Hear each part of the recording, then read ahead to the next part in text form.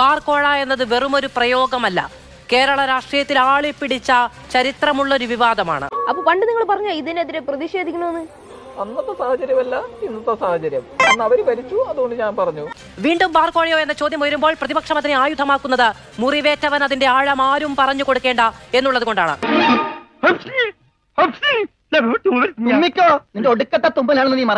വീണ്ടും ബാർ കോഴയോ? ശബ്ദരേഖയിൽ തെളിയുന്നതെന്ത്? ഞാനതല്ലാന്ന് എനിക്ക് തെളിയിക്കണം. സത്യമോള് മനസ്സിലാക്കിയ സ്ഥിതിക്ക് ഇനി എങ്ങനെ തെളിയിക്കും? പണം പിരിച്ചത് പാർട്ടിക്കു നൽകാനോ സർക്കാരിനെതിരെ ഗൂഢാലോചനയോ? നമ്മൾ ചെയ്ത വലിയൊരു തെറ്റിന് പരിഹാരം ചെയ്യണം. ഇതിന്റെ ഉത്തരവാദിത്തം ഏറ്റെടുത്തുകൊണ്ട് എക്സൈസ് മന്ത്രി രാജിവെക്കണം എന്ന് കേരളത്തിൽ പ്രതിപക്ഷം ആവശ്യപ്പെടുകയാണ്. ഏറ്റവും നല്ലത് ഒരു നിമിഷം വൈകാതെ രാജിവെച്ച് പോകുന്നത്. വളരെ വ്യക്തമായ തെളിവുകളാണ് ഇതിലൂടെ പുറത്തു വന്നിരിക്കുന്നത്. നിനക്ക് വല്ല പ്രാന്തണ്ട ഈ ഉളകളോട് വർത്താനം പറയാൻ? ഇവന്മാരെ നിനക്ക് ശരിക്കും മനസ്സിലായിട്ടില്ല.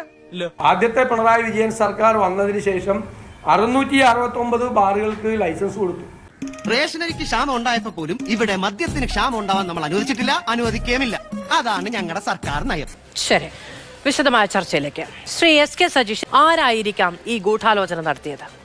ഇതിന്റെ പിന്നിൽ വമ്പൻ സ്രാവുകളും നീലത്തിമിംഗലും ഒക്കെ ഉണ്ട്. ആരെങ്കിലും എന്തെങ്കിലും ആക്ഷേപം ഉന്നയിച്ച് ഈ സർക്കാരിനെ അവമതിക്കാൻ വേണ്ടിയുള്ള ശ്രമമാണ് നടത്തിക്കൊണ്ടിരിക്കുന്നത്. സ്വന്തം ഇഷ്ടത്തിന് തട്ടിവിടുന്നതാണ് നാക്കെടുത്താന്ന് പറയൂ. അതുകൊണ്ട് തന്നെയാണ് ഇതിന്റെ പിന്നിൽ വളരെ കൃത്യമായി ഈ സർക്കാരിനെ അപമതിക്കാനുള്ള ഗൂഢാലോചനയുണ്ട്. അത് ഞങ്ങളുടെ കുഴപ്പം കൊണ്ടല്ല, എന്നെ മനഃപൂർവ്വം കരിവാരിത്തേക്കാൻ കുറച്ച് ആൾക്കാർ ഇറങ്ങിയിരിക്കുകയാണ്. സർക്കാർ അല്ലെങ്കിൽ പാർട്ടി വിലയിരുത്തുന്നത് ആരു നടത്തിയ ഗൂഢാലോചനയാണെന്നാണ്. ഇനി നീ എങ്ങാനും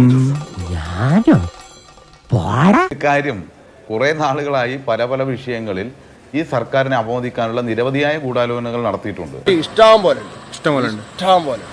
അത്തരം ഗൂഢാലോചനകളിൽ ഒന്ന് തന്നെയാണ് ഇത് എന്ന കാര്യത്തിലും തർക്കമില്ല. കണ്ണീര് തുടച്ചിട്ട് കുറച്ചുകൂടി വിശ്വസിക്കാൻ തോന്നുന്നു.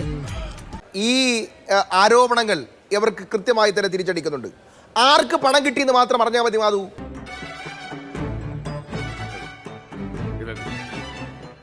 ഒന്ന് കിട്ടിയിരിക്കുന്നത് CPM-ന്റെ ജില്ലാ സെക്രട്ടറിക്കാണോ കിട്ടിയിരിക്കുന്നത്, അതേ സംസ്ഥാന സെക്രട്ടറിക്കാണോ കിട്ടിയിരിക്കുന്നത്,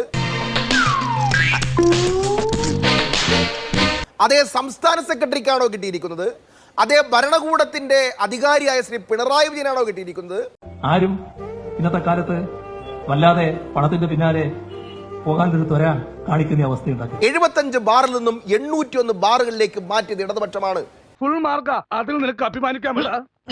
ഇങ്ങനെ എണ്ണം കൂട്ടിക്കൊടുത്തതും പുതിയ ലൈസൻസ് കൊടുത്തതിന്റെ പുറകിൽ ഇതുപോലുള്ള കോഴപ്പണം വാങ്ങിയിട്ടുണ്ടാകും. അത് വാരി കൈയിട്ട് വാരി, ഇത് കൈയിട്ട് വാരി, ഞാൻ ചോദിക്കട്ടെ ചക്കരക്കുളത്ത് കൈയിട്ട് വാരി നക്കായിരിക്കുന്നത് ആരെങ്കിലും?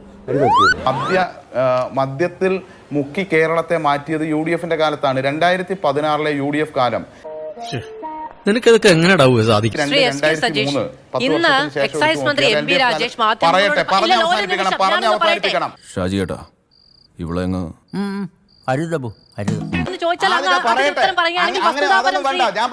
സജീഷ്, പക്ഷെ ഞാൻ ആ ചോദ്യം അല്ല ചോദിച്ചത്. ഞാൻ പറയട്ടെ, ഞാൻ എന്ത് സംസാരിക്കാനാണ് താനോട് നാദി? I don't like your attitude.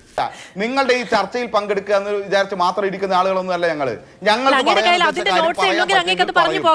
നിനക്ക് പറ്റൂലേ കളഞ്ഞിട്ട് പോടേ, കുറെ സമയമായിട്ട് കളിയാക്കണ്. നിങ്ങളെ പോലെയുള്ള ചില മാധ്യമങ്ങൾ പ്രചരിപ്പിച്ച് ഇങ്ങനെ ചിലത് ഉണ്ടാക്കി കൊണ്ടുവരും. ഞങ്ങൾക്ക് അതിലൊരു പുല്ല് വിലയേ ഉള്ളൂ, ഒരു സംശയം അക്കാര്യത്തിലില്ല.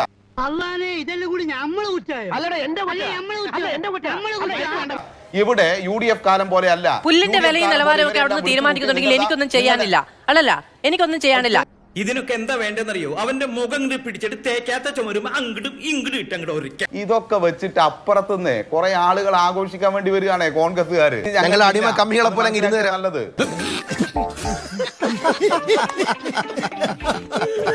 ഞങ്ങൾ അടിമ കമ്മികളെ പോലെ ഇരുന്ന് നല്ലത്.